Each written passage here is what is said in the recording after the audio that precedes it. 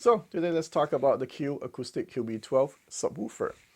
A while ago I reached out to Q Acoustics asking them, hey, can you send me the Concept 500? They say, Thomas, you know what? Why don't we send you the QB12? So that's the reason why I have it. Now eventually they sent me the Concept 500, but I was definitely very curious. And the reason is because before I got into 2-channel stereo, I was actually really into home theater. And at the time, I've tried a few subwoofers.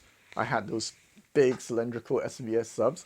And for me, at the time at least, whenever I get a sub that can shake the house, that can get my wife to come down whenever I watch a movie, because, you know, she's like, Thomas, man, cut it down. It's shaking upstairs too. That for me is the definition of a good subwoofer. Now, fast forward, later on I got into 2-channel stereo. I used those subs to listen to music, and that's where I realized, oh my goodness, it's one note.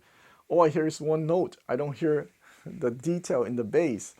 So eventually I discovered rail subs, and they're good for music. They're good for audiophiles, but for movies, you know, I wish there was a bit more growl to it.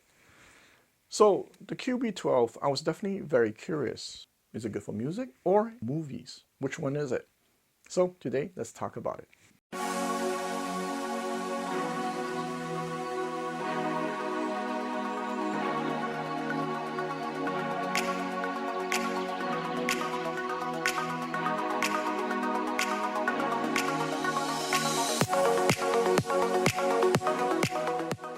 So looking at the specs, there's only 3 things you need to care about. 1 is 220 watts Class D. 2, it has a 12-inch driver.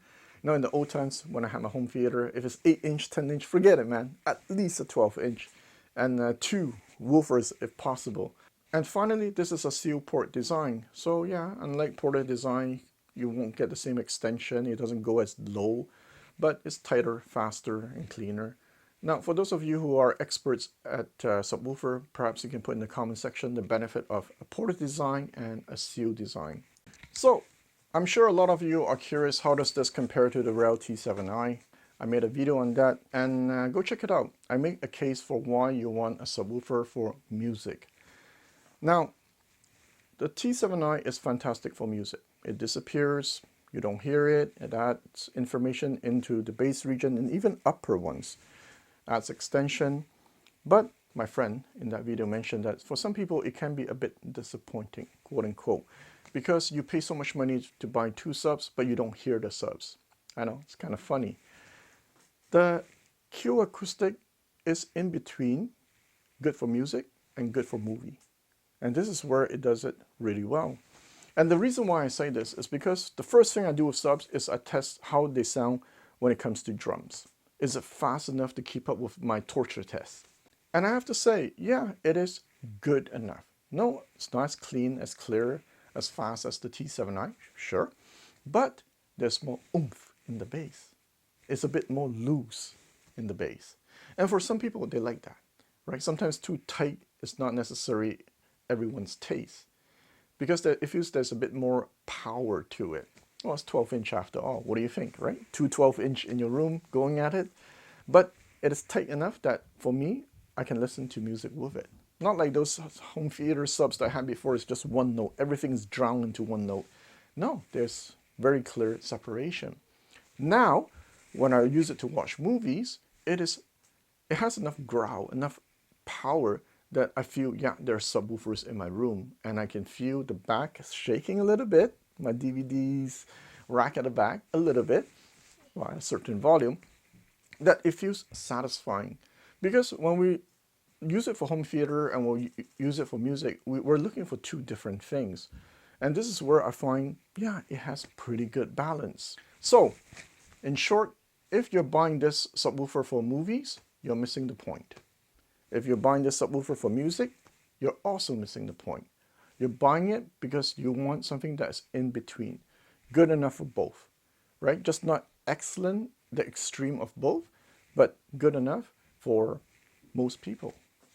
Now, there's one thing I wish it was a bit better, and that's the volume. You see, with home theater, there's no problem because I can adjust the level with the menu of my AVR receiver. With my 2-channel, I had to push the volume to the max of with these sub.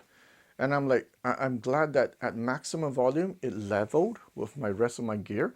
So I just wish that I can push up the volume a little bit more. Now, I did get to try it with the Q Acoustics 3050i. That's the matching speaker, the center channel, because they sent it to me at the same time, as well as the 3010i. Now, for rear channel, you either put the very best or you put the entry ones. I don't like somewhere in between. You either get those dipole ones that spread sound everywhere, or you get a simple one like this. Because for me, the rear channel is really just for effects. They're not used all the time. As long as it produces decent sound in the back, I'm okay with it. The 3050i, it matched okay with the center channel. I do wish that the center channel was a bit bigger. When I was watching movies with it, it integrated well. It's just when I run test tones with it, I can hear, okay, there is a bit of difference. But if you were building a home theater with this 3050i, with this center channel, it's okay.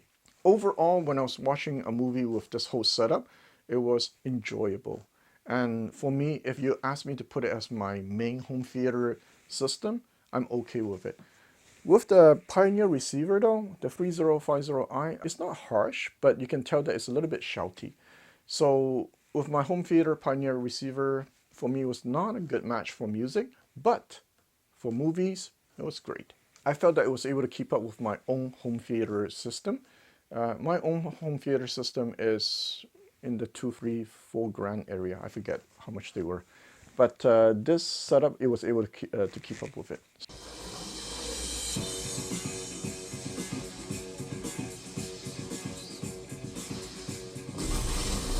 Just before I wrap it up, I just want to make a quick note. I did get a chance to try with these Q Acoustics Concept 500. Now, for those of you who don't know, these are about 5 grand. And if you want the very best in terms of speed, integration, tightness, and so forth, yeah, sure, go for the rail subs. However, if you're on a budget or you want more oomph in the presentation, think about it. These are 12-inch subs now, okay? And I got 2 of them. Yeah, you go for this. Sure, it's not as tight, but it's good enough. And I think that's the key word here. Now, I think some of you will be like, Thomas, what about SVS? What about this? What about that? What about that sub that they make from Mars or something? Guys, I don't know, man. Okay, next year I'll get some SVS in and I'll tell you how it performs in my room. But for now, I don't know. Now, in my case, I actually have 3 subs in my room all the time. I have one at the back. That's my KEF sub. And then I have 2 in the front. And I think this might be the sub I'll use as my permanent sub going forward, because in terms of price performance, it's the one that makes sense the most to me. And also is good for movies, as I said. I'm satisfied enough. Yes, I do wish there was a bit more extension. Yeah. But at one point, I feel like this is a good balance, because if I have to, I can use it also for music, for the times when, let's say I have a stand mount speaker and I need something to keep up with it. These are, for me, good enough. All right, so let's wrap it up at this point. Then I'm going to tell you a story to finish the video. So one night, I woke up in the middle of the night and I told myself, Thomas, the subwoofer was on. You see, during the day, I was listening to this Monitor Audio GX200. And I was asking myself, how come the bass is pretty strong on this thing? The reason why I asked is because I had the GX300 before. And I'm like, I was expecting the GX200 to have less bass than the GX300. But when I was listening to it, I'm like, damn, this is actually pretty good, not the GX200. And that's when I realized at night, in the middle of the night, oh my goodness, the subwoofers were on. You see, when I first took it out of the box and I listened to it, okay, the same type as REL, I don't hear it. Now, eventually when I watch movies with it, yes, I feel the presence of the sub in my room. Well, 2 12-inch going at it. And with the AVR, it's a different beast compared to when I hook it up to my 2-channel system. So in that sense, I was like, oh my goodness, that's probably an interesting alternative to the REL subs I had before. Of course, as I spend more time with it, I realized, okay, there's a gap, but I think that this is a great balance. And that's the center message, the core message I have in this video, is that it is a good balance between movies and good for music. All right, guys, so I'll see you next time.